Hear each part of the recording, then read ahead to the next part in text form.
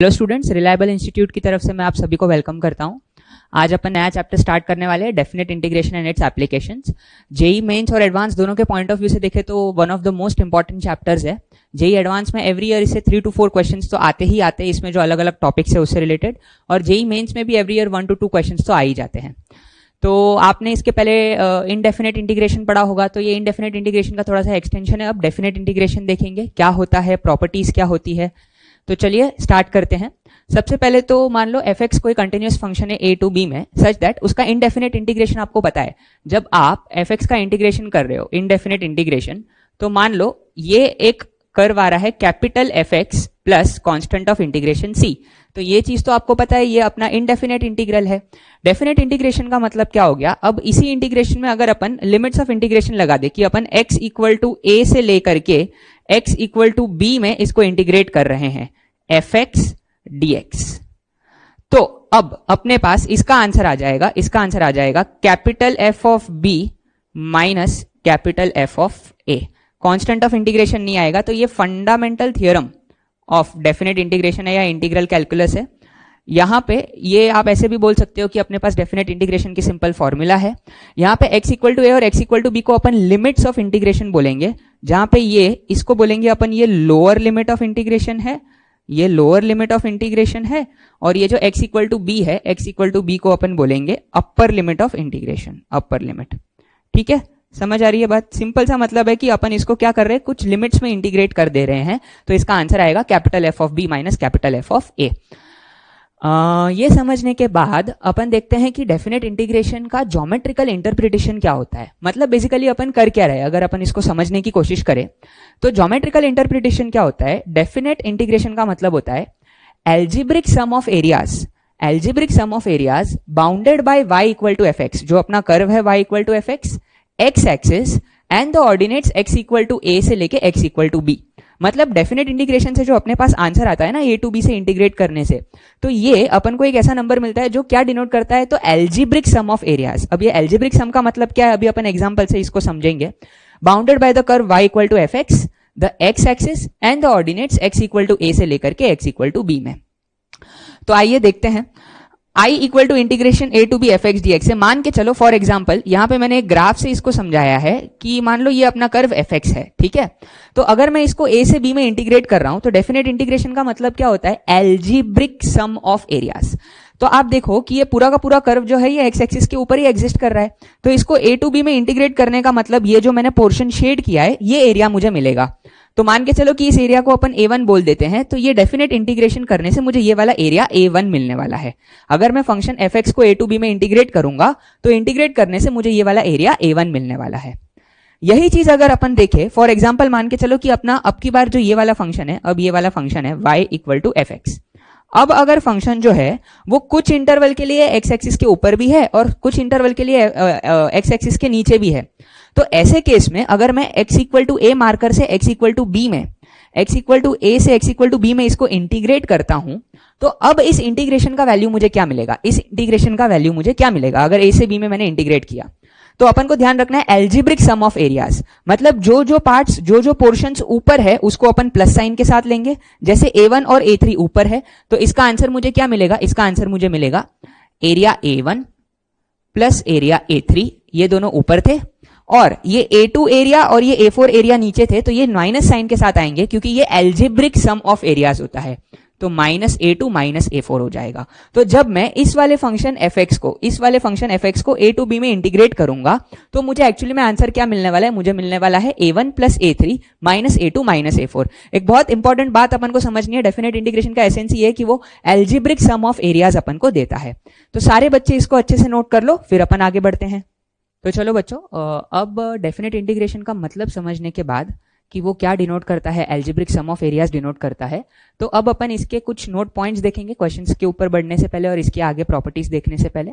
सबसे पहले 0 से 2 पाई अगर sin x dx में डेफिनेट इंटीग्रेशन कर रहा हूँ, 0 से 2 पाई cos x dx में कर रहा हूँ, तो ये दोनों ही वैल्यूज कितनी होंगी बेटा, ये दोनों ही वैल्यूज 0 होंगी। आप इसको दो तरीके से समझ सकते हो, एक तो आप डायरेक्टली इंटीग्रेट ही कर लो।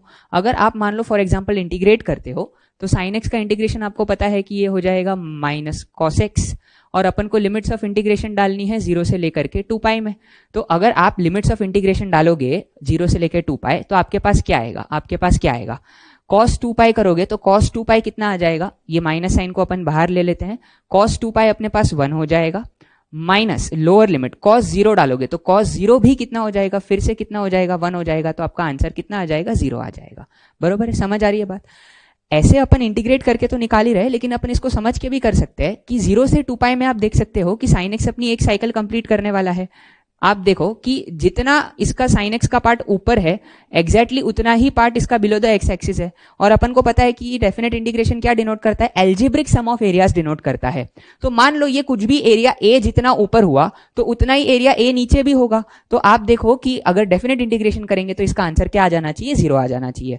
एग्जैक्टली सिमिलरली 0 से 2 पाई cos x dx भी आप करोगे तो वो भी कितना हो जाएगा, 0 हो जाएगा। ठीक है, मैं उम्मीद करता हूं ये आपको समझ में आया। अपन ने क्या किया हुआ है, sin x का इंटीग्रेशन किया हुआ है, लोअर लिमिट है 0 और अपर लिमिट ऑफ इंटीग्रेशन है 2 पाई। तो अपन क्या करेंगे, एक बार इसमें 2 पाई पुट करेंगे और एक बार इसमें 0 पुट करेंगे और दोनों को सब्ट्रैक्ट करेंगे। सबसे पहला रूल सिखाया था कि a to b f x d x अगर करते हैं तो capital F of b minus capital F of a आता है। ठीक है, सेकेंड पॉइंट क्या बोल रहा है, if f x is continuous in a to b, f x एक कंटिन्यूअस फंक्शन है a टू b में, सच दैट a से b में एफ एक्स डी एक्स का इंटीग्रेशन 0 है, a से b में एफ एक्स डी एक्स का इंटीग्रेशन 0 है, ये इंपॉर्टेंट नोट पॉइंट है। Then the equation f x equal to 0 has at least one root in a to b। फिर से रिपीट कर रहा हूं, अगर एफ एक्स कंटिन्यूअस है a टू b में such that a to b f x d x का value 0 आ रहा है, तो इससे अपन क्या कंक्लूड कर सकते हैं कि जो इक्वेशन बनेगी f x equal to 0, f x equal to 0, उसका a से b के बीच में कम से कम एक रूट तो होगा ही होगा।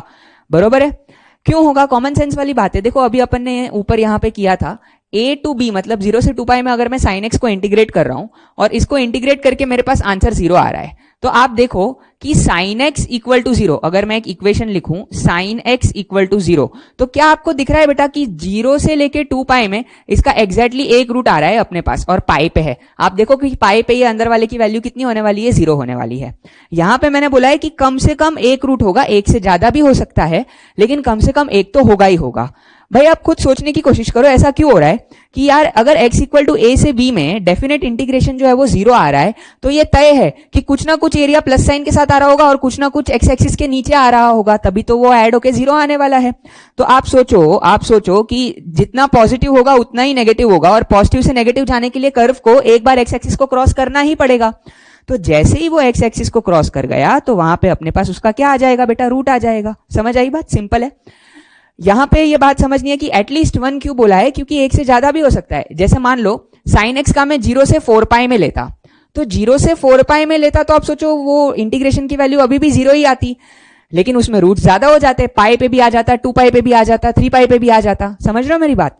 तो इसीलिए अपन ने बोला है एटलीस्ट 1 रूट तो होगा ही होगा, ये अपन गारंटी के साथ बोल सकते हैं। ठीक है, यहां पे मैंने 2 इंटीग्रेशंस लिखे हुए हैं। ये 2 इंटीग्रेशंस अपन को क्वेश्चंस में बहुत काम आएंगे, रिपीटेटिवली काम आएंगे, तो अपन इनको स्टार्ट में मेमोराइज कर ले और इनको निकालने के तरीके भी देख ले तो बेहतर रहेगा अपने लिए। सबसे पहला इंटीग्रल 0 से pi by 2 sin x dx equal to 0 से pi by 2 cos x dx। ये दोनों इंटीग्रल्स इक्वल होते हैं, मतलब 0 से पाई बाई 2 में sin x के कर्व के नीचे जो एरिया है और 0 से पाई बाई 2 में cos x के कर्व के नीचे जो एरिया है वो दोनों इक्वल होंगे और वो किसके बराबर होगा, 1 के बराबर होगा। कैसे करेंगे, बहुत सिंपल सी बात है। अपन क्या करेंगे, पहले तो sin x का इंटीग्रेशन अपन को पता है, sin x का इंटीग्रेशन कितना आएगा, इनडेफिनेट इंटीग्रेशन, ये आ जाएगा अपने पास minus cos x plus constant of integration c। अब अपन को लिमिट्स में इंटीग्रेट करना है, तो लोअर लिमिट 0 है, अपर लिमिट पाई बाई 2 है, तो अपन लिमिट्स में इसके ऊपर लिमिट डालेंगे minus cos x plus c, lower limit of integration डालेंगे और अपर लिमिट ऑफ इंटीग्रेशन डालेंगे। तो पहले अपर लिमिट डालेंगे, तो पाई बाई 2 अगर मैंने डाला तो मेरे पास कितना आएगा, मेरे पास आएगा माइनस cos पाई बाई 2 कितना हो जाएगा, cos पाई बाई 2 0 हो जाएगा, प्लस यहाँ पे कांस्टेंट बचेगा c। ये अपर लिमिट डाल दी अपन ने, अपर लिमिट डालने से और उसके बाद उसमें से लोअर लिमिट डाल के सब्ट्रैक्ट करेंगे, 0 डालेंगे तो कितना आएगा, cos 0 हो जाएगा 1, तो यहाँ पे आ जाएगा आपके पास -1 और यहाँ पे c का तो c ही रहेगा एज इट इज।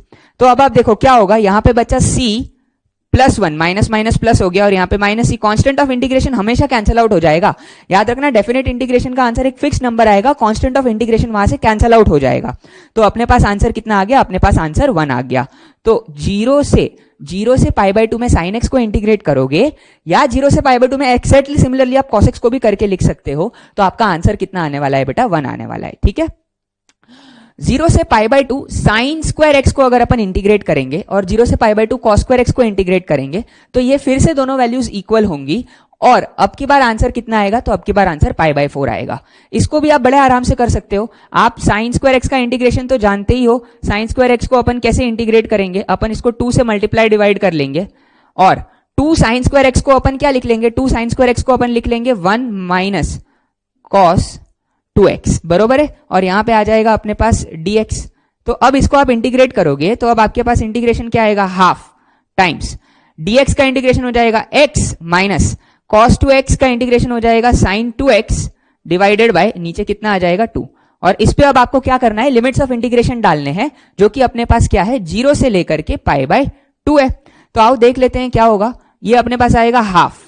अगर मैंने अपर लिमिट डाला, पाई बाय 2 डाला, तो आपके पास क्या आएगा? पाई बाय 2 माइनस पाई बाय 2 इधर डाला तो देखो अंदर कितना बनने वाला है? साइन पाई बनेगा। साइन पाई कितना हो जाएगा? 0। ये अपर लिमिट डाल दिया अपन ने, माइनस लोअर लिमिट्स डालेंगे। 0 डाला मैंने तो 0, और फिर से इधर भी 0 डाला तो साइन 0 0 हो जाएगा।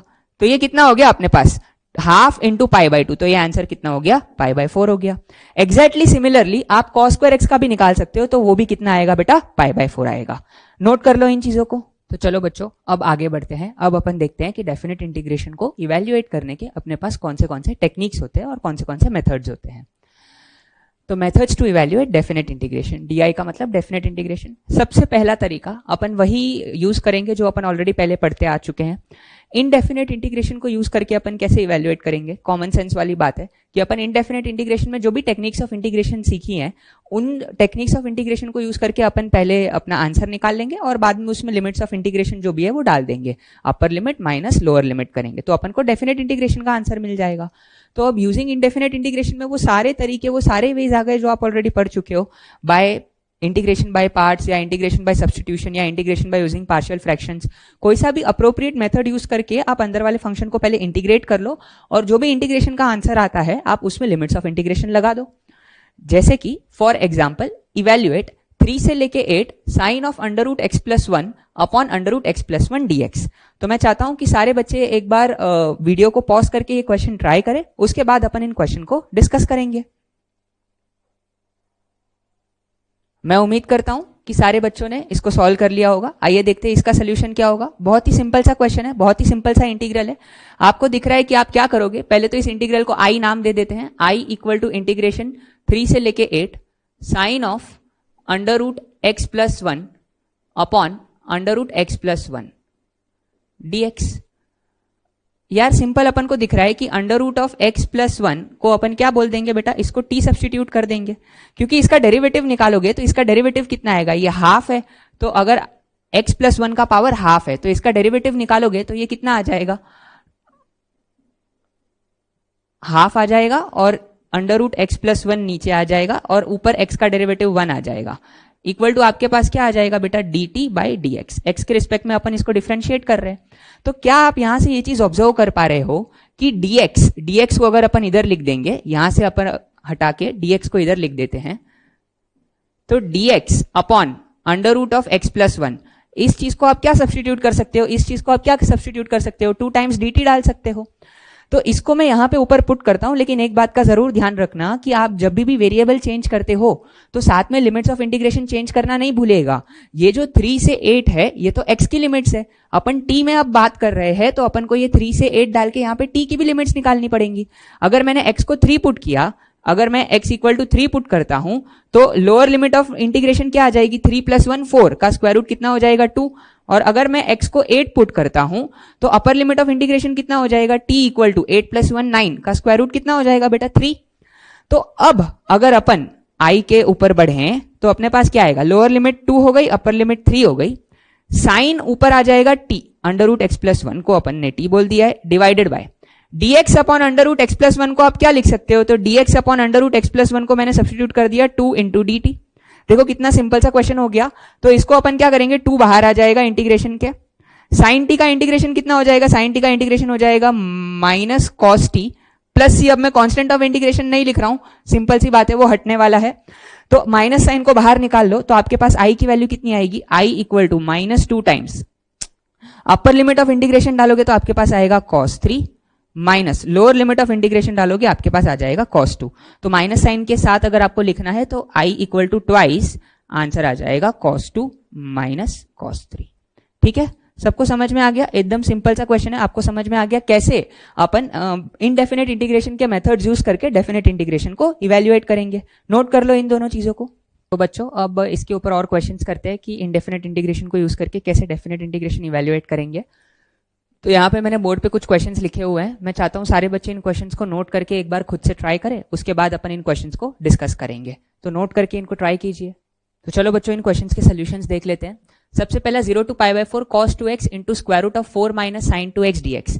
यार सिंपल सी बात है, अपन को दिख रहा है कि साइन 2x का डेरिवेटिव यहाँ पे बैठा हुआ है बाहर, cos 2x बैठा हुआ है। तो अपन क्या करेंगे, सिंपल सा सब्स्टिट्यूशन यूज करेंगे। मैं एक काम करता हूं, 4 माइनस साइन 2x को मैं t बोल देता हूं। ठीक है, पूरी चीज को t बोल दो या साइन 2x को t बोल दो, कोई फर्क नहीं पड़ता है, मैं पूरी को t बोल देता हूं ताकि 4 का डेरिवेटिव 0 ही हो जाएगा, तो अपना काम और आसान हो जाएगा। तो डिफरेंशिएट करोगे तो आपके पास क्या आएगा, -2 times cos 2x dx equal to कितना हो जाएगा, dt हो जाएगा। तो cos 2x dx को आप किससे रिप्लेस कर सकते हो, माइनस dt/2 से रिप्लेस कर सकते हो। तो आपका इंटीग्रल अब क्या कन्वर्ट हो जाएगा, आपका इंटीग्रल क्या बन जाएगा, लिमिट चेंज करना मत भूलना। लोअर लिमिट इनिशियली 0 थी, अगर 0 पुट करोगे, अगर आपने 0 पुट किया तो साइन 0 कितना हो जाएगा, 0। तो लोअर लिमिट ऑफ इंटीग्रेशन कितना आ जाएगा बेटा, 4 आ जाएगा। और अगर आपने π/4 पुट किया, अगर आपने x के बदले π/4 पुट किया, तो यहां पे अंदर क्या बनेगा, 2 इंटू π/4 मतलब π/2 बनेगा। तो साइन π/2 कितना हो जाएगा, साइन π/2 1 हो जाएगा। तो 4 माइनस 1 आंसर कितना आ जाएगा, 3। तो अपर लिमिट कितनी हो गई बेटा, 3 हो गई। लिमिट चेंज करना नहीं भूलिएगा। cos 2x dx को आप क्या रिप्लेस करोगे, minus dt/2 cos 2x dx को रिप्लेस करोगे। और यहां पे आपके पास क्या बचेगा, under root of 4 minus sine 2x को तो अपन t बोल चुके हैं। तो कितना आसान सा इंटीग्रल आ गया। अपन को क्या इवेल्युएट करना है, -½ बाहर आ जाएगा, 4 से लेकर के 3, ये क्या है, t का power half dt।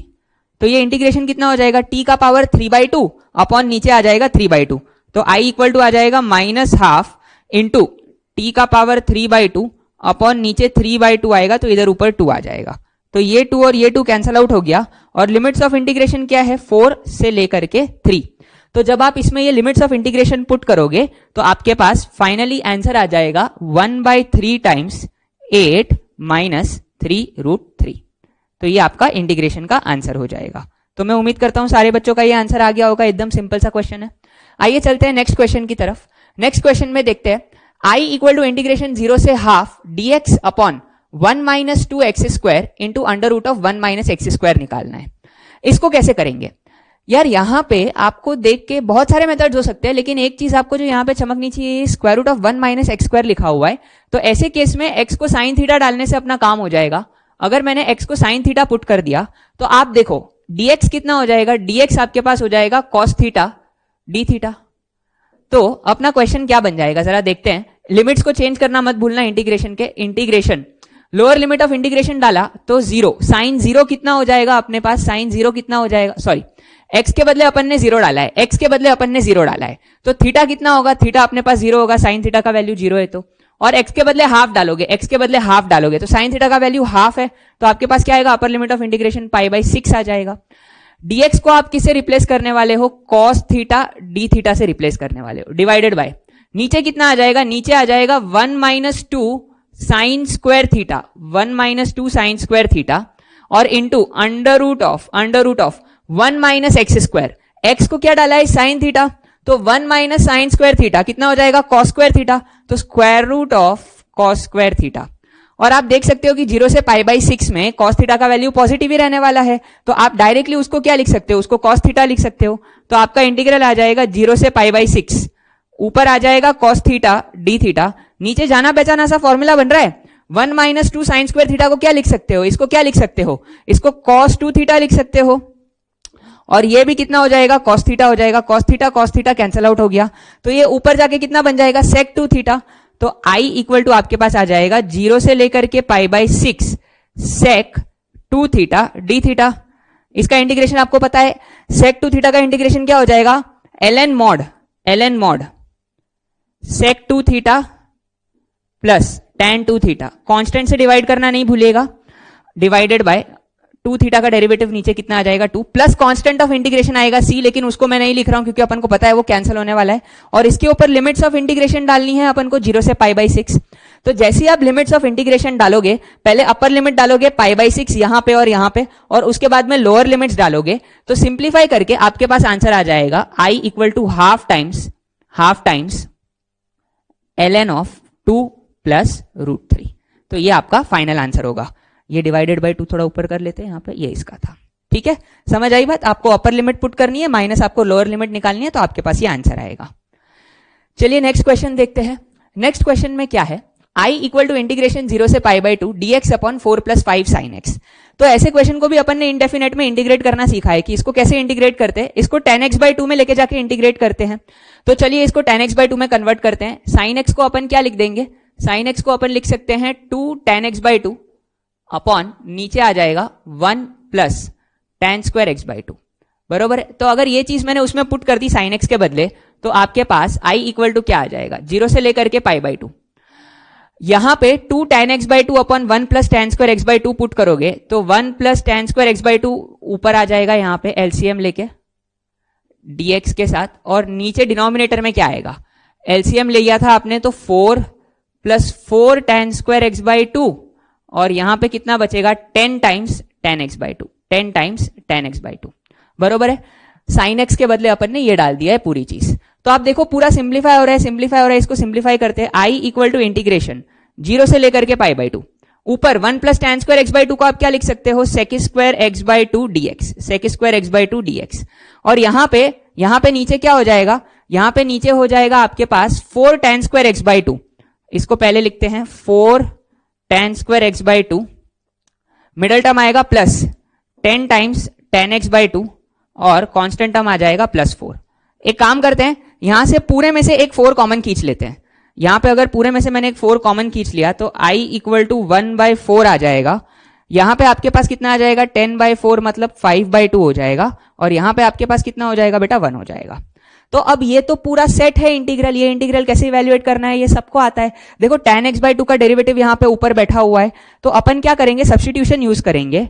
tan x/2 को अपन क्या बोल देंगे बेटा, t बोल देंगे। जैसे ही मैंने tan x/2 को t बोला है, तो जब भी अपन सब्स्टिट्यूशन करते हैं तो एक बात का ध्यान रखना है कि x के इस इंटरवल में जो ये x के वैल्यूज है, इसमें ये जो अपन सब्स्टिट्यूट कर रहे हैं ये पूरा का पूरा कंटिन्यूअस होना चाहिए, वरना अपन को इस इंटीग्रल को ब्रेक करना पड़ेगा। जैसे अगर आपने 0 डाला इसमें तो tan 0 0 होगा, और अगर आपने π/2 डाला तो tan π/4 आएगा, मतलब 0 से π/4 का इंटरवल आएगा, तो उसमें पूरा कंटिन्यूअस होता है। तो यहां पे इस क्वेश्चन में कोई दिक्कत नहीं है, अपन सब्स्टिट्यूट कर सकते हैं। इसको डिफरेंशिएट करोगे तो क्या आएगा आपके पास, sec स्क्वायर x/2 हो जाएगा tan x/2 का डेरिवेटिव, और x/2 का डेरिवेटिव कितना हो जाएगा, x/2 का derivative half dx equal to अपने पास कितना हो जाएगा dt। तो sec स्क्वायर x/2 dx को आप किससे रिप्लेस कर सकते हो, आप इसको 2 dt से रिप्लेस कर सकते हो, 2 टाइम्स dt। तो अब अगर मैं ये पूरा सब्स्टिट्यूशन इसमें यूज करूं तो मेरे पास क्या आएगा, I इक्वल टू यहां पे 2 dt आएगा, और ये 1/4 है तो यहां पे हाफ हो जाएगा। इंटीग्रेशन 0 डालोगे तो t का वैल्यू 0 आने वाला है, π/2 डालोगे तो वैल्यू कितना आने वाला है, tan π/4, जो कि कितना होता है 1, 0 से 1 में आ गया। sec स्क्वायर x/2 dx को मैंने dt बोला हुआ है, देखो 2 पहले ही मैंने कैंसिल कर लिया था, डिवाइडेड बाय नीचे आपके पास क्या आ जाएगा, इसको t बोला है तो t square plus 5/2t plus 1 हो जाएगा। अब आपको पता है 1 अपॉन क्वाड्रेटिक को कैसे इंटीग्रेट करते हैं, तो 1 अपॉन क्वाड्रेटिक को अपन कैसे इंटीग्रेट करेंगे उसको मैं यहां पे कर रहा हूं, इसको मिटा के अपन देखते हैं थोड़ा सा कंटिन्यूएशन उसका।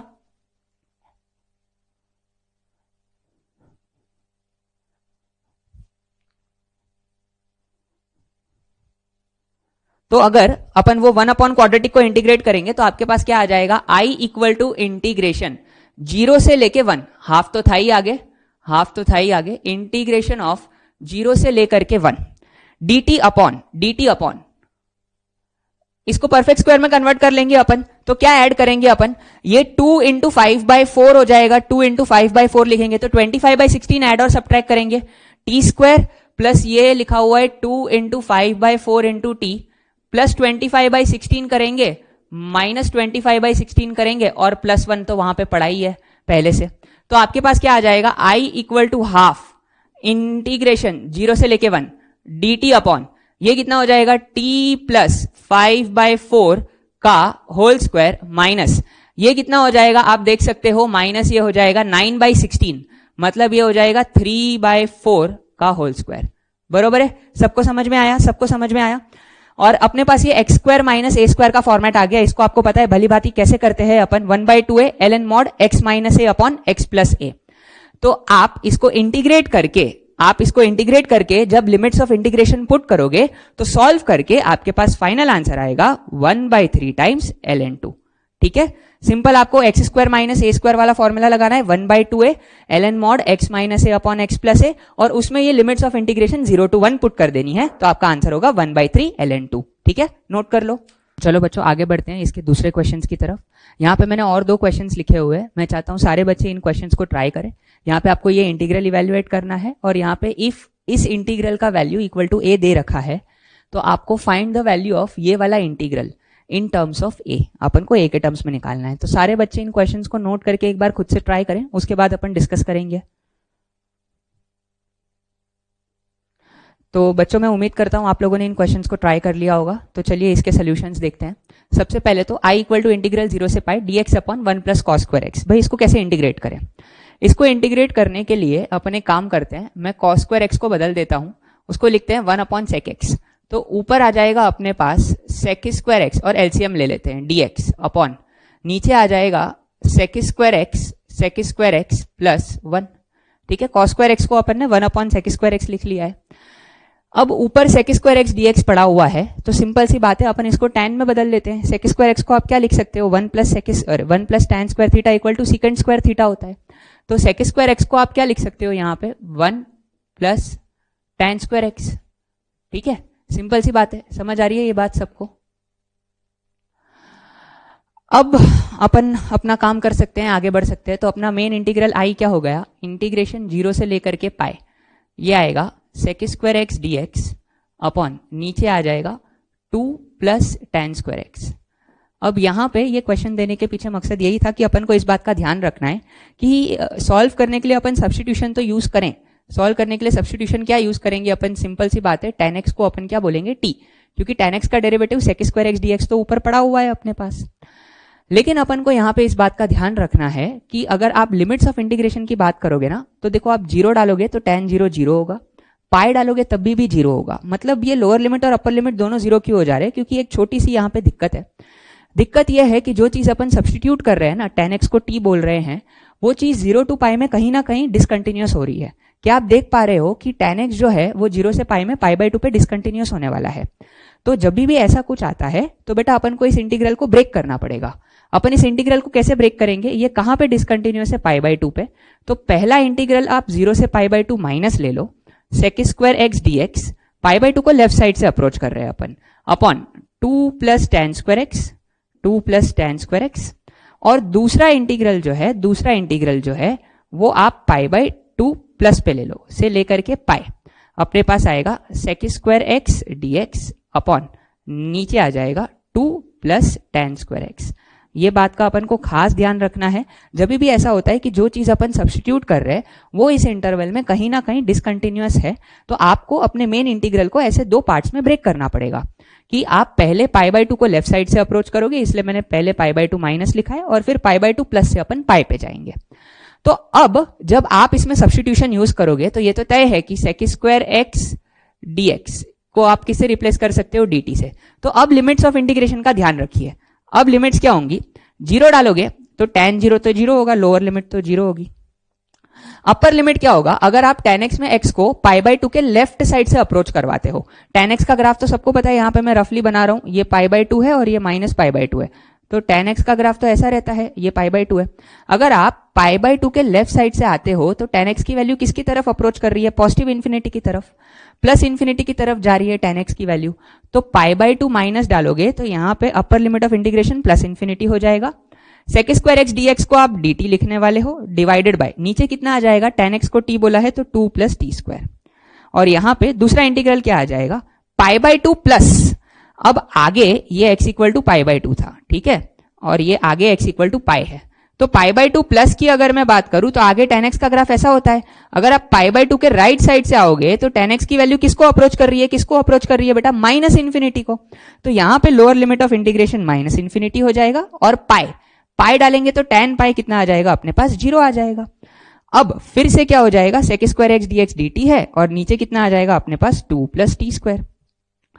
तो ये तो सिंपल इंटीग्रल हो गया dx upon x square plus a square के टाइप का। तो ये कितना हो जाएगा? सीधे सीधे आपके पास आ जाएगा ये tan inverse x by a. तो ये आपके पास आ जाएगा tan inverse of t by root 2। यहां पे लिमिट्स ऑफ इंटीग्रेशन लगेंगी 0 से प्लस इंफिनिटी, और प्लस यहां पे भी सेम टू सेम आ जाएगा tan inverse of t by root 2। Limits of integration लगेंगी माइनस इंफिनिटी से लेकर के 0 इसके अंदर। तो आपके पास क्या आएगा? इंफिनिटी डालोगे तो आपके पास आ जाएगा, सॉरी यहाँ पे आगे 1/a भी आएगा, तो 1/a आएगा तो आपके पास आ जाएगा 1/√2 यहाँ पे, और यहाँ पे भी आपके पास 1/a आएगा। इंफिनिटी डालोगे तो आपके पास कितना आ जाएगा? 1/√2 तो बाहर आ चुका है। tan इनवर्स इंफिनिटी देखोगे तो ये π/2 हो जाएगा, और 0 डालोगे तो tan इनवर्स 0 आएगा, और यहाँ पे क्या आएगा? प्लस अगर आपने 0 डाला तो 0 आएगा, minus lower limit minus infinity डालोगे तो कितना आएगा? tan inverse minus infinity minus π/2 हो जाएगा, तो माइनस ऑफ माइनस π/2 आएगा यहाँ पे। तो आपके पास कितना आ गया बेटा? आपके पास कितना आ गया? π/2 प्लस π/2, ये हो गया पाई। तो आपके पास आ जाएगा answer final pi divided by √2। ठीक है, समझ आई बात? तो ये अपना फाइनल आंसर हो जाएगा इस इंटीग्रल का। ध्यान रखना, जो भी चीज अपन सब्स्टिट्यूट करते हैं तो उसके साथ अपन को कैसे डील करना है। आइए ये नेक्स्ट वाला क्वेश्चन देखते हैं। नेक्स्ट वाले क्वेश्चन में अपन को इस इंटीग्रल को किसके टर्म्स में रिप्रेजेंट करना है बेटा? तो इस इंटीग्रल को अपन को a के टर्म्स में रिप्रेजेंट करना है। तो चलो देखते हैं कैसे करेंगे इसको। ये ऑलरेडी a दिया हुआ है, 0 to 1 e का power t dt upon 1 plus T, ये a दिया हुआ है। देखो ऐसा नहीं है कि अपन को ये पूरा इंटीग्रल इवेल्युएट करना है, बाद में ये पूरा इंटीग्रल इवेल्युएट करेंगे और बाद में निकालेंगे, ऐसा नहीं। अपन थोड़ा सा बुद्धि और कॉमन सेंस यूज करेंगे। ये जो इंटीग्रल है आई वाला, अगर मुझे इसको इसके टर्म्स में लाना है तो आप देखो ना दोनों में पहले फर्क क्या है, इसको समझो। यहाँ पे e का पावर टी dt है, यहाँ पे भी e का पावर टी dt है, बस एक फर्क क्या है कि यहाँ पे 1 प्लस टी और यहाँ पे 1 प्लस टी का होल स्क्वायर है। तो ये 1 प्लस टी के होल स्क्वायर को अगर 1 प्लस टी के टर्म्स में लाना है तो आप सोचो 1 अपॉन इधर साइड में लिखते हैं, 1 अपॉन 1 प्लस टी का होल स्क्वायर अगर है तो ये पावर 2 में से 1 कैसे हो जाएगी? मतलब अगर आप इसको इंटीग्रेट करोगे, आपको समझ में आ रही है? अगर आप इसको इंटीग्रेट करोगे तो इसका इंटीग्रेशन क्या आ जाएगा? ये एक्चुअली में लिखा है 1 प्लस टी का पावर -2। इसका इंटीग्रेशन अगर आप करोगे तो -2 प्लस 1 आ जाएगा ऊपर, और नीचे भी -2 प्लस 1 आ जाएगा। अपन को पता है ये बात। तो आप देखो ये जो 1 प्लस टी का पावर 2 था, इससे पावर 2 से ये पावर 1 में कन्वर्ट हो जाएगा। तो अगर पावर 2 से ये पावर 1 में कन्वर्ट हो रहा है तो अपन इसी से आगे बढ़ते हैं। इसमें अपन इंटीग्रेशन बाय पार्ट्स लगाते हैं। First function into integration of second, e का पावर टी को फर्स्ट फंक्शन बोल देते हैं। तो अपने पास क्या आएगा? First function into integration of second dt upon 1 plus t का होल स्क्वायर, बरोबर है। ये अपन पहले इसको इंटीग्रेट कर रहे हैं, इसका इंडेफिनिट इंटीग्रेशन कर रहे हैं। ये हो गया first function into integration of second minus integration by parts कर रहे, डिफरेंशिएशन ऑफ फर्स्ट, तो e का पावर t का डिफरेंशिएशन e का पावर t ही हो जाएगा, into integration of second into integration of second. तो इसका इंटीग्रेशन क्या होगा? आप डायरेक्टली लिख दें, इसका इंटीग्रेशन हो जाएगा 1 प्लस टी का पावर -2 था, तो ये हो जाएगा -1 अपॉन 1 प्लस टी, और यहां पे एक क्या आ जाएगा? यहां पे एक dt आ जाएगा, बरोबर। समझ आई बात? इस पूरे के ऊपर लिमिट्स लगी हुई है इंटीग्रेशन की, लिमिट्स ऑफ इंटीग्रेशन लगी हुई है 0 से 1, बरोबर है इसकी। तो अब अपन आगे बढ़ते हैं। तो अपने पास क्या आएगा? i इक्वल टू, इसका इंटीग्रेशन निकाल लो, इसका इंटीग्रेशन आपको पता है, तो ये आ जाएगा माइनस टाइम्स e का power t upon 1 plus T. अब लिमिट्स ऑफ इंटीग्रेशन 0 से 1 इसके ऊपर लगने वाली है, 0 से 1 इसके ऊपर लग गई, माइनस, ये देखो ये माइनस बाहर आ जाएगा तो माइनस माइनस प्लस हो गया यहाँ पे, हो जाएगा इंटीग्रेशन 0 से 1, लिमिट्स ऑफ इंटीग्रेशन इसके ऊपर भी लगने वाली है, तो अपने पास क्या आ जाएगा, ऊपर आ जाएगा e का पावर t dt अपॉन नीचे लिखा हुआ है 1 प्लस t। तो ये तो अपने लिए फायदे वाली बात हो गई, 0 से 1 e का power t dt upon 1 plus t। ये वाली वैल्यू क्या थी, ये वाली वैल्यू क्या थी, a थी, तो बस काम खत्म हो गया अपना। इस इंटीग्रेशन को केवल इवेल्युएट कर लो, 1 डालोगे, अगर 1 डालोगे t के बदले तो माइनस e बाई 2 आएगा, और t के बदले 0 डालोगे तो ये देखो ये फाइनल था माइनस इनिशियल, t के बदले 0 डाल दिया तो ये क्या आ जाएगा -1 अपॉन नीचे आ जाएगा 1। और इसको अपन क्या बोल सकते हैं, इस पूरी चीज को अपन क्या बोल सकते हैं, a बोल सकते हैं। तो अपने पास i की वैल्यू आ गई a के टर्म्स में, ये हो जाएगा 1 minus e by 2 plus a। तो ये अपने पास i का वैल्यू आ गया बेटा a के टर्म्स में। तो समझ आ रही है बात, कैसे अपन इनडेफिनेट इंटीग्रेशन के अलग अलग तरीकों को यूज करके, अपन ने पार्शियल फ्रैक्शन भी देखा, सब्स्टिट्यूशन भी देखा, इंटीग्रेशन बाय पार्ट्स को यूज करके भी देखा, कैसे अपन अलग अलग तरीकों से डेफिनेट इंटीग्रेशन को इवेल्युएट कर सकते हैं। नोट कर लो इन क्वेश्चंस को। तो चलिए बच्चों, अब अपन आगे देखते हैं प्रॉपर्टीज ऑफ डेफिनेट इंटीग्रेशन, कि कैसे अपन डेफिनेट इंटीग्रेशन की प्रॉपर्टीज यूज करके डेफिनेट इंटीग्रल्स को इवेल्युएट कर सकते हैं। यहां पे अपन सबसे पहले एकदम 3 बेसिक प्रॉपर्टीज पढ़ने वाले हैं डेफिनेट इंटीग्रेशन की। तो सबसे पहली प्रॉपर्टी P1, फर्स्ट प्रॉपर्टी को P1 बोलेंगे। आप नोट कर लो, पहले मैं प्रॉपर्टी बोल रहा हूं, नोट करिए सारे बच्चों। Mere change of variable, property P1, mere change of variable does not change, mere change of variable does not change the value, mere change of variable does not change the value of the definite integral.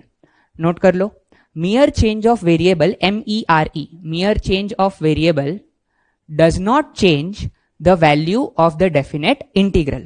आइए देखते हैं वो क्या बोल रहा है property, कि definite integral की प्रॉपर्टी ये बोल रही है कि मियर चेंज ऑफ वेरिएबल का मतलब आपने अगर अंदर वाले वेरिएबल को x dx के बदले अगर t dt कर लिया, या c dc कर लिया, या फिर y dy कर लिया, तो इससे डेफिनेट इंटीग्रेशन की वैल्यू चेंज नहीं होती, क्योंकि डेफिनेट इंटीग्रेशन क्या देता है बेटा, एल्जेब्रिक सम ऑफ एरियाज देता है। तो कॉमन सेंस वाली बात है कि वो जो आंसर आने वाला है वो ये अंदर वाले वेरिएबल से इंडिपेंडेंट है। अब जैसे आप खुद ही सोचो, अगर मैं इनडेफिनेट इंटीग्रेशन fx की बात कर रहा हूं, अगर ये fx dx मान लो phi ऑफ x है, मान लो phi ऑफ x है, तो सीधी सी बात है, अगर मैं f ऑफ t dt को इंटीग्रेट करूंगा, f ऑफ t dt को इंटीग्रेट करूंगा, तो बेटा ये phi ऑफ t आने वाला है, सिंपल सी बात है। अब दोनों में जब आप डेफिनेट इंटीग्रेशन करोगे, तो आपके पास क्या आएगा, अगर इसमें मैंने डेफिनेट कर दिया a to b fx dx, तो अब आपके पास क्या आने वाला है, ये हो जाएगा phi of b minus phi of a, upper limit minus lower limit. Exactly अगर इसमें अपन करेंगे, अगर इसमें मैंने डेफिनेट कर दिया a से लेकर के b लिमिट्स लगा दी f ऑफ t dt, तो अब ये कितना आ जाएगा, इसका आंसर phi ऑफ t था, तो t के बदले b डालेंगे, अपर लिमिट तो फिर से आएगा phi ऑफ b माइनस ये हो जाएगा phi ऑफ a। ठीक है, समझ आई बात, एकदम सिंपल सी प्रॉपर्टी है। मियर change of variable does not change the value of the definite integral, मतलब ये अंदर वाले वेरिएबल को आप कुछ भी लिखो तो ये डेफिनेट इंटीग्रल की वैल्यू को चेंज नहीं करेगा। सेकेंड प्रॉपर्टी, आइए देखते हैं सेकेंड प्रॉपर्टी को पहले नोट कर लो। By interchanging the limits of integration, सारे बच्चों सेकेंड प्रॉपर्टी को नोट करो। By interchanging the limits of integration,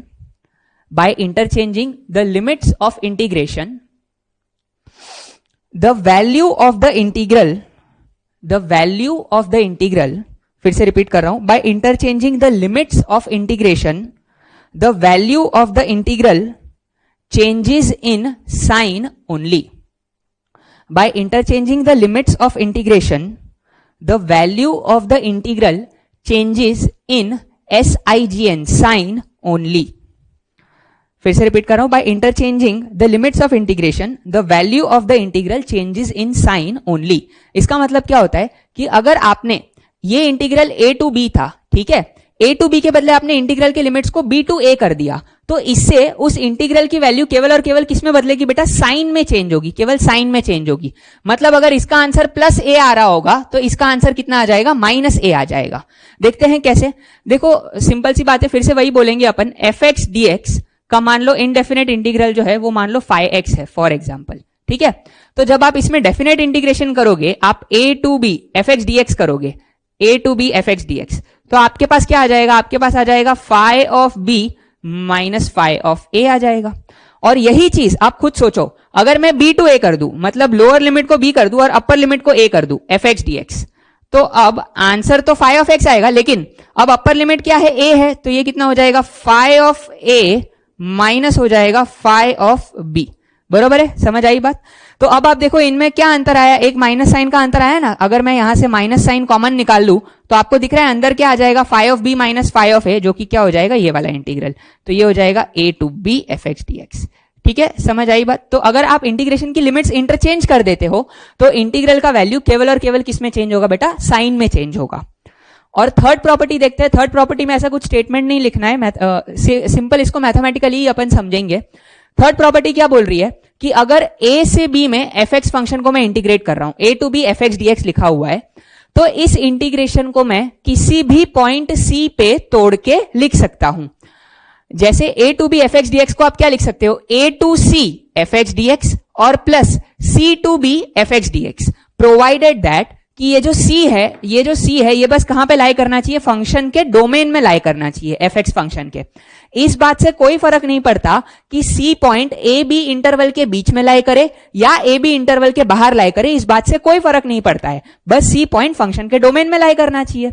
इसको कैसे सोचेंगे, सेम तरीका है।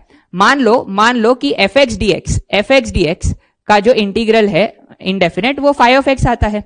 तो लेफ्ट हैंड साइड में क्या आएगा, लेफ्ट हैंड साइड में जब आप डेफिनेट इंटीग्रेशन करोगे और लिमिट ए टू बी लगाओगे तो एलएचएस में आपके पास कितना आ जाएगा बेटा, phi of b minus phi of a आ जाएगा। आरएचएस में अगर अपन देखेंगे तो आरएचएस में अपने पास क्या आएगा, इसका आंसर तो फाई ऑफ एक्स आएगा, लेकिन लिमिट्स लगेंगी ए टू सी, तो आपके पास आएगा phi of c minus phi of a. और यहां पे क्या आएगा, प्लस के साथ क्या आएगा, फिर से आंसर तो फाई ऑफ एक्स आएगा इसका, लेकिन अब सी टू बी है तो phi of b minus phi of c आएगा। तो क्या आप यहां से देख पा रहे हो, फाई ऑफ सी और फाई ऑफ सी कैंसिल हो जाएगा, तो फिर से phi of b minus phi of a आएगा, जो कि एलएचएस के बराबर हो गया। तो अपन integration a to b f x d x को कहीं पे भी एक पॉइंट पे तोड़ के लिख सकते हैं सी पे, सच दैट ए टू सी में एफ एक्स डी एक्स निकालो, सी टू बी में एफ एक्स डी एक्स निकालो और दोनों को ऐड कर दो, तो इससे अपन को ये वैल्यू मिलेगी।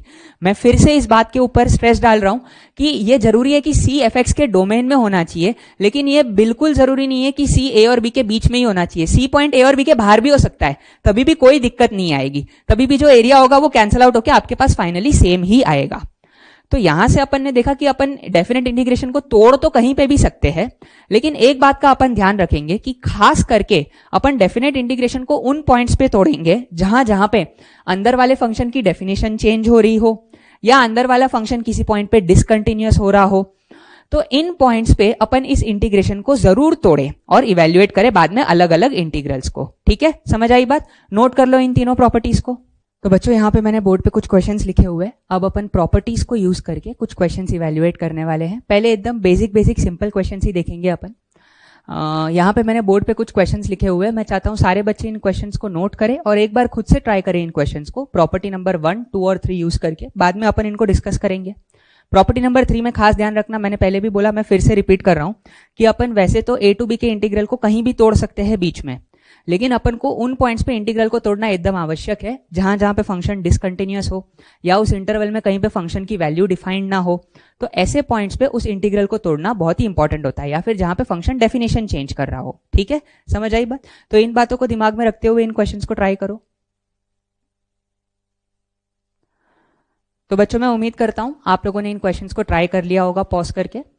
अब अपन इनके सॉल्यूशंस देखते हैं। सबसे पहले बहुत ही इजी क्वेश्चन है, i इक्वल टू इंटीग्रेशन 0 से 1 cos inverse x dx minus integration 1 से 0 sin इनवर्स x dx। अपन को इसको इवेल्युएट करना है। तो ऐसा जरूरी थोड़ी है कि अपन दोनों इंटीग्रल को अलग अलग इवेल्युएट करें, बाद में अपन उनको सब्ट्रैक्ट करें, नहीं। प्रॉपर्टीज कब काम आएंगी, यहां पे ही तो अपन को प्रॉपर्टीज को यूज करना सीखना है।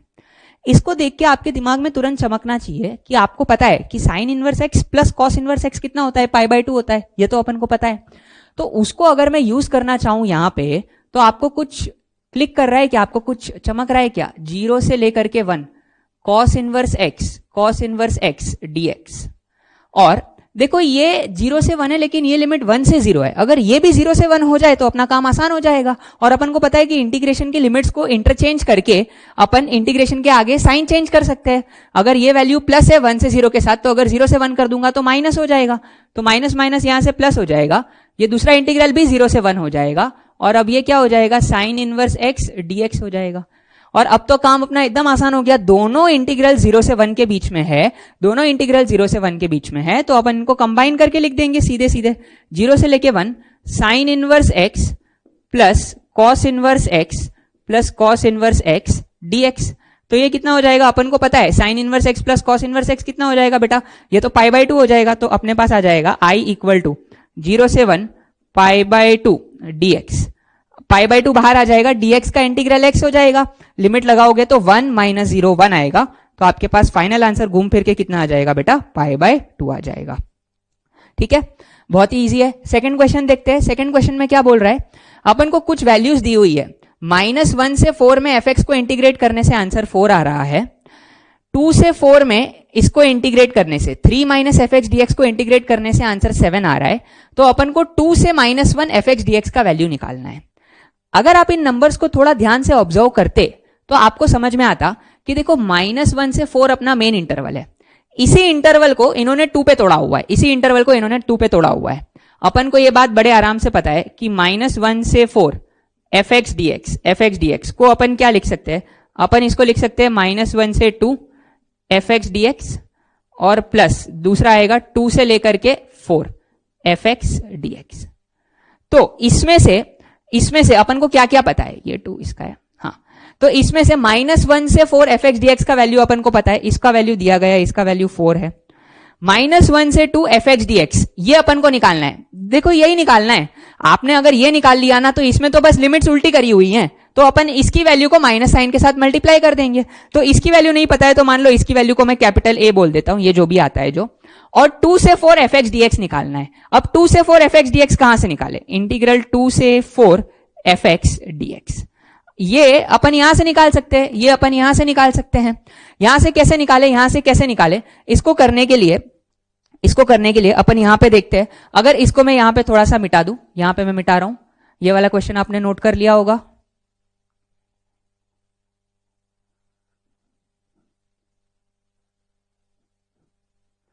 तो अपने पास क्या आएगा बेटा, ध्यान से देखो, ये वाला जो इंटीग्रल है, ये वाला जो इंटीग्रल, इसको अपन कैसे ब्रेक कर सकते हैं, इसको अपन लिख सकते हैं 2 से 4, यहां पे आ जाएगा 3dx माइनस यहां पे आ जाएगा 2 से लेकर के 4 fx dx, और ये चीज इक्वल टू कितनी है, ये चीज इक्वल टू 7 दी गई है। देखो अपन को तो इसकी वैल्यू की तलाश है, इसकी वैल्यू की तलाश है, तो इसकी वैल्यू अपन बड़े आराम से निकाल लेंगे।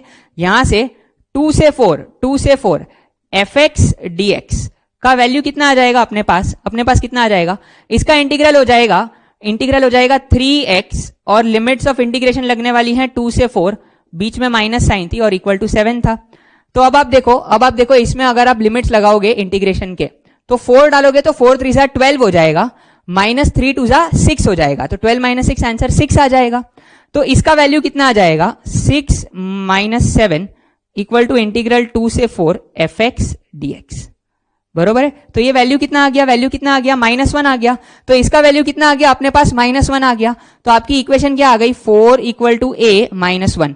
तो a का वैल्यू कितना आ गया, a का वैल्यू 5 है। लेकिन अपन को तो किसका वैल्यू चाहिए था, a जो है वो -1 से 2 लिमिट है, और अपन को 2 से -1 चाहिए। तो देयरफॉर 2 से लेकर के -1 fx dx का वैल्यू कितना हो जाएगा, बस एक माइनस साइन लगा दोगे, क्योंकि लिमिट्स क्या करी हुई है, उल्टी करी हुई हैं। तो आपको समझ में आ रहा है कैसे प्रॉपर्टीज को अपन यूज कर रहे हैं, कैसे अपन को किस पॉइंट पे तोड़ना है, ये सारी चीजें धीरे धीरे आपको क्लियर होनी चाहिए, है ना। आइए नेक्स्ट क्वेश्चन देखते हैं। नेक्स्ट क्वेश्चन में क्या बोला गया है, i इक्वल टू इंटीग्रेशन 0 से 3 ग्रेटेस्ट इंटीजर x dx, इसका वैल्यू निकालना है अपन को, जहां पे ये ग्रेटेस्ट इंटीजर फंक्शन है, GIF मतलब। तो इसका वैल्यू कैसे निकाले, यहां पे निकालने के दो तरीके हैं। आपको मैंने बोला था बार बार, प्रॉपर्टी 3 याद करो कि इंटीग्रेशन की लिमिट्स को अपन को वहां पे तोड़ना पड़ेगा जहां जहां पे फंक्शन जो है वो डिसकंटिन्यूअस है, या जहां जहां पे उसकी डेफिनेशन चेंज हो रही है। भाई ग्रेटेस्ट इंटीजर एक्स के बारे में आपको पता है कि ग्रेटेस्ट इंटीजर एक्स हर इंटीजर पे डिसकंटिन्यूअस होने वाला है। तो देखो इसको सॉल्व करने के दो मेथड बताऊंगा, एक तो अपन इसको ब्रेक करके करेंगे एल्जेब्रिकली, और दूसरा अपन ग्राफ से करेंगे इसको। पहले अपन इसको एल्जेब्रिकली ब्रेक करके करते हैं। आपको दिमाग में आना चाहिए कि ये ग्रेटेस्ट इंटीजर कहां कहां पे डिसकंटिन्यूअस होगा, भाई हर इंटीजर पे डिसकंटिन्यूअस होगा। तो आप पहले इसको ब्रेक करो, i इक्वल टू इंटीग्रेशन 0 से लेकर के 1 ग्रेटेस्ट इंटीजर x dx, फिर दूसरा इंटीग्रल आएगा 1 से लेकर के 2 ग्रेटेस्ट इंटीजर x dx, और तीसरा इंटीग्रल आ जाएगा 2 से लेकर के 3 ग्रेटेस्ट इंटीजर x dx। बरोबर है, ठीक है, समझ आई बात। तो ये क्या होगा, ये क्या होगा, i इक्वल टू, अगर मेरा x 0 से 1 के बीच में लाई कर रहा है, अगर अपन 0 से 1 में इंटीग्रेट कर रहे हैं, तो ग्रेटेस्ट इंटीजर का वैल्यू कितना हो जाएगा, ग्रेटेस्ट इंटीजर का वैल्यू कितना हो जाएगा बताओ, 0 हो जाएगा ना, क्योंकि अगर x 0 से 1 में लाई करता है तो उसका ग्रेटेस्ट इंटीजर 0 हो जाएगा, तो ये पहला इंटीग्रल तो 0 हो जाएगा। अगर x 1 से 2 में लाई कर रहा है, x 1 से 2 में लाई कर रहा है, तो ग्रेटेस्ट इंटीजर x कितना हो जाएगा, उसका ग्रेटेस्ट इंटीजर 1 हो जाएगा। तो अगर ये वाला ग्रेटेस्ट इंटीजर 1 हो जाएगा, तो यहां पे किसका इंटीग्रेशन आ जाएगा, dx का, तो dx का इंटीग्रेशन आ जाएगा 1 इंटू dx, और इंटीग्रेशन की लिमिट्स क्या रहेंगी, 1 से लेकर के 2। और अगर x 2 से 3 में है, x 2 से 3 में है, तो उसका ग्रेटेस्ट इंटीजर कितना हो जाएगा, 2, तो 2 dx का इंटीग्रेशन आ जाएगा फ्रॉम 2 से लेकर के 3। अब तो आप बड़े आराम से इसको कर सकते हो। तो ये वैल्यू कितनी आ जाएगी आपके पास, ये 0 हो गया, dx का इंटीग्रेशन x हो जाएगा, तो अपर माइनस लोअर करोगे तो 2 - 1 यहां से आ जाएगा, और यहां पे 2 टाइम्स ये 2 बाहर आ चुका है, dx का इंटीग्रेशन फिर से x हो जाएगा, अपर लिमिट 3 है और लोअर लिमिट 2 है, तो आपका आंसर कितना आ जाएगा, आपका आंसर आ जाएगा i इक्वल टू 2 - 1, ये 1 हो गया, प्लस 2, तो ओवरऑल घूम फिर के आंसर कितना आएगा अपने पास, 3 आएगा। ठीक है, ये मेथड सबको समझ आया मैं उम्मीद करता हूं। दूसरा मेथड क्या है कि दूसरे मेथड में अपन इसका ग्राफ बनाएंगे। आपको पता है कि डेफिनेट इंटीग्रेशन का मतलब क्या होता है, डेफिनेट इंटीग्रेशन का मतलब होता है एल्जेब्रिक सम ऑफ एरियाज। तो अपन ग्राफ बना के एरियाज का एल्जेब्रिक सम निकाल लें। भाई 0 से 1 में आपको ग्रेटेस्ट इंटीजर x का ग्राफ तो आता है, आता ही है। ये देखो, ये 0 है, ये 1 है, ये 2 है और ये 3 है। 0 से 1 में ग्रेटेस्ट इंटीजर का वैल्यू कितना हो जाएगा, 0 से 1 में ग्रेटेस्ट इंटीजर का वैल्यू 0 हो जाएगा, 1 पे ओपन। 1 से 2 में इसका वैल्यू कितना हो जाएगा, 1 से 2 में इसका वैल्यू 1 हो जाएगा, तो 1 से 2 में बेटा इसका वैल्यू 1 हो गया, 1 पे वैल्यू इसकी 1 रहेगी। ठीक है, अब 2 से 3 में क्या हो जाएगा, 2 पे इसकी वैल्यू 2 हो जाएगी, 2 से 3 में ये कहां पे आ जाएगा, 2 से 3 में ये 2 पे आ जाएगा, ये 2 हो गया, ये 1 हो गया, ये 0 हो गया, और 3 पे वैल्यू कितनी आ जाएगी, 3 पे वैल्यू 3 आ जाएगी, उससे फर्क नहीं पड़ेगा। तो आप देखो, आपको पता है कि डेफिनेट इंटीग्रेशन मतलब 0 से 3 में जो कर्व है अपना fx, जो कर्व है अपना fx, जो ये वाला है, यहां से यहां, फिर यहां से ये वाला, और फिर यहां से लेकर के ये वाला, इसका एरिया अंडर द कर्व निकालना है x एक्सिस के साथ। तो आपको 2 रेक्टेंगल दिख रहे हैं जिसके एरिया निकालने हैं, एक ये रेक्टेंगल का एरिया और दोनों ही x एक्सिस के ऊपर है, तो दोनों प्लस साइन के साथ आएंगे, और एक इस रेक्टेंगल का एरिया निकालना है। तो ये दोनों एरियाज को जब आप ऐड करोगे, देखो यहां पे तो फंक्शन 0 है, तो यहां पे तो x एक्सिस के साथ कोई एरिया नहीं आएगा, तो सिंपल इन दोनों रेक्टेंगल्स का एरिया आप ऐड करके बताओगे, वो आपका आंसर हो जाएगा। तो इस रेक्टेंगल का एरिया कितना आ जाएगा, इसका बेस 1 है, इसका बेस 1 है और इसका हाइट भी 1 है, तो इस रेक्टेंगल का एरिया 1 आ जाएगा। इस रेक्टेंगल का एरिया कितना आ जाएगा, इसका बेस 1 है, बेस 1 है, और हाइट कितना है बेटा, हाइट कितना है, 2 है, ये वाला जो हाइट है ये 2 है, तो इस रेक्टेंगल का एरिया कितना आ जाएगा, 2, तो इसका एरिया 2, इसका एरिया 1, तो टोटल कितना हो गया, 3। ठीक है, समझ आई बात। एग्जैक्टली सिमिलरली अगला भी करेंगे अपन, fractional part x। Fractional part x में आपको क्या करना होता है, इसको ग्रेटेस्ट इंटीजर में ब्रेक करके कर सकते हो, लेकिन यहां पे आप देखो जैसे जैसे इंटरवल की विड्थ बढ़ते जाती है ना, -2 से 3 मतलब 5 अलग अलग इंटरवल है, तो थोड़ा सा प्रॉब्लम रहता है। ऐसे में अगर आप ग्राफिकली कर पा रहे हो और आप सोच के कर पा रहे हो तो बहुत बढ़िया बात है। एक मेथड तो है ही कि आप उसको ग्रेटेस्ट इंटीजर में कन्वर्ट करो, ऐसे आप अलग अलग केसेस में तोड़ो और आप आंसर निकालो। जैसे एक बार उसको देख लेते हैं मेथड को। i equal to fractional part x को आप क्या लिखोगे, फ्रैक्शनल पार्ट x को आप लिख लो -2 से 3, और आप इसको लिख लो x minus greatest integer of x, और यहां पे आ जाएगा dx। और फिर से अब ग्रेटेस्ट इंटीजर x आपको पता है कि ग्रेटेस्ट इंटीजर x जहां जहां पे इंटीजर होता है ये ग्रेटेस्ट इंटीजर x है, तो ग्रेटेस्ट इंटीजर x जहां जहां पे इंटीजर होता है वहां वहां पे ये इंटीग्रेशन टूटेगा।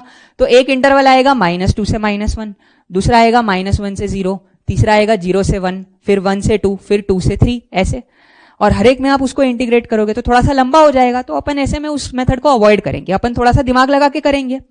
अपन इसको ग्राफिकली करते हैं। ग्राफ से कैसे करेंगे, जैसे कि मैंने यहां पे दिखाया, डेफिनेट इंटीग्रेशन मतलब एल्जेब्रिक सम ऑफ एरियाज। तो यहां पे अगर अपन देखें, फ्रैक्शनल पार्ट x का ग्राफ तो सबको आता है, फ्रैक्शनल पार्ट x का ग्राफ तो सबको आता है। फ्रैक्शनल पार्ट x का ग्राफ कैसा होता है, फ्रैक्शनल पार्ट x का ग्राफ 0 से 1 में लाई करता है, 0 से 1 में ये 0, यहां पे ऐसा, फिर यहां पे फिर से वैल्यू 0, यहां पे ऐसा वैल्यू 0, फिर ऐसे ऊपर, बरोबर है। ये ऐसा ही पीछे की साइड भी कहानी होती है,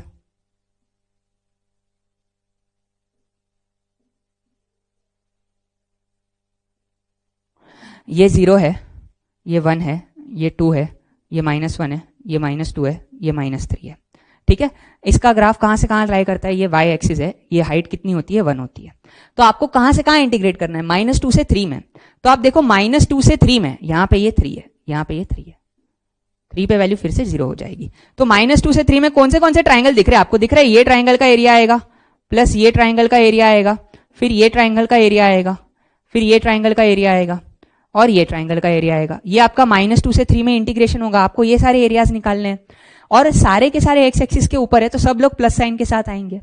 मजे की बात यहां पे ये है बेटा कि देखो सब ट्राइंगल्स का एरिया सेम होने वाला है, क्योंकि सब ट्राइंगल का बेस देखो आप, बेस 1 है, और सबका हाइट भी कितना है, सबका हाइट भी कितना है, हाइट भी 1 है। तो एक ट्राइंगल का अगर मैं एरिया निकालूं तो एक ट्राइंगल का एरिया कितना आएगा, हाफ।